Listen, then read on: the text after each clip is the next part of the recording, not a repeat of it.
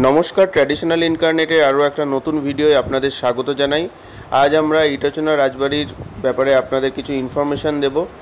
দেখতেই পাচ্ছেন, এটা আমরা এন্ট্রান্সে সবে ঢোকার পরে এই সামনে রিসেপশনে এখানে গাড়ি রাখার জায়গা রয়েছে। এটা হলো এদের ঠাকুর দালান। রিসেপশনে চেক ইন করে নেওয়ার পরে আমরা ঠাকুর দালানটা ঘুরে দেখছিলাম। এখানেই সন্ধ্যা আরতি হয়। এরপর আমরা দেখাবো আপনাদের আমাদের ছোটো মা রুম। আমরা একটা গ্রুপে গিয়েছিলাম, আমার এক বন্ধু এই রুমটা নিয়েছিল। এখানকার এটা one of the premium rooms এখানের ইটাচনা রাজবাড়ির।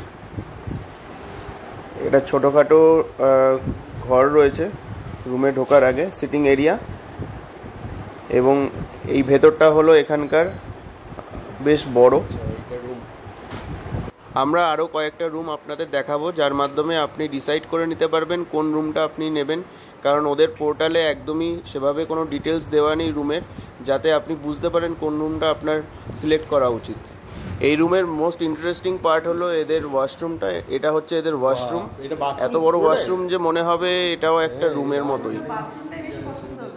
হ্যাঁ, গিজারের সুইচ ওইটা। Very good. এবার এইটা দেখে আমি যে ঝাড় খাবো। এটা হলো ওদের ডাইনিং হল।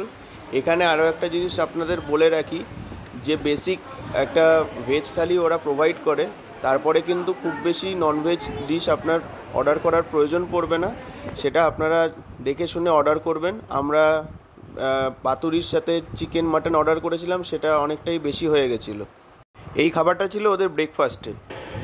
ওদের যে কটা রুম আছে তার মধ্যে এটা একটা মিডিয়াম সেগমেন্টের রুম বলতে পারেন, ছোটো পিসি রুম। এখানে সব কটা রুমেই আমরা একটা জিনিস নোটিস করেছি যে খাটটা বেশ ছোট, যেখানে দুজনের বেশি শোয়া কিন্তু বেশ ডিফিকাল্ট। তবে একদম ছোট্ট বাচ্চা থাকলে আপনি নিয়ে যেতে পারেন, একসাথে শুতে অসুবিধা হবে না।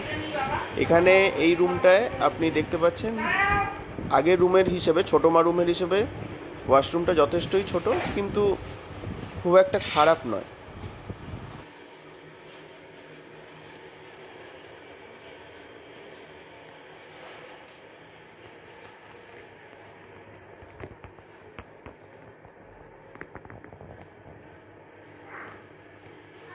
এটা হলো বর্দা রুমটা, এবং পিসমশাই রুমটা কিন্তু ওদের একদম বেসিক সেগমেন্টের রুম এবং বেশ ছোট। আপনারা যখন বুকিং করবেন সেটা ভেবে চিন্তেই বুকিং করবেন। এরকম পরিবেশ উপভোগ করার জন্য আপনাকে কিন্তু বেশ সকালবেলায় উঠতে হবে, কারণ ওদের সকাল 10টার সময় চেক আউট। এবং এছাড়াও ওদের কিন্তু কোনো রুম সার্ভিস নেই খাবার দাবার পরিবেশন করার জন্য, সেটাকে অবশ্যই মাথায় রাখবেন।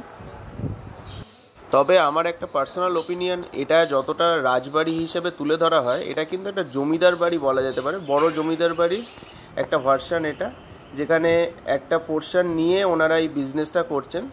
তবে ওভারঅল এক্সপিরিয়েন্স ওকে টাইপ, কারণ এখানে যে ধরনের খাবার দাবার বা অন্য কিছু আমার এক্সপিরিয়েন্স হয়েছে, তাতে খুব যে ওনারা জিনিসটাকে রাজবাড়ির আদলে তুলে ধরেছেন এমন নয়, কিন্তু তবু কিছুটা ওনারা ব্যবসায়িক পারপাসেই যতদূর করা যায় সেভাবেই রেখেছেন। এখানে ভালো এখন রাত্রিবেলা ফটো আসবে।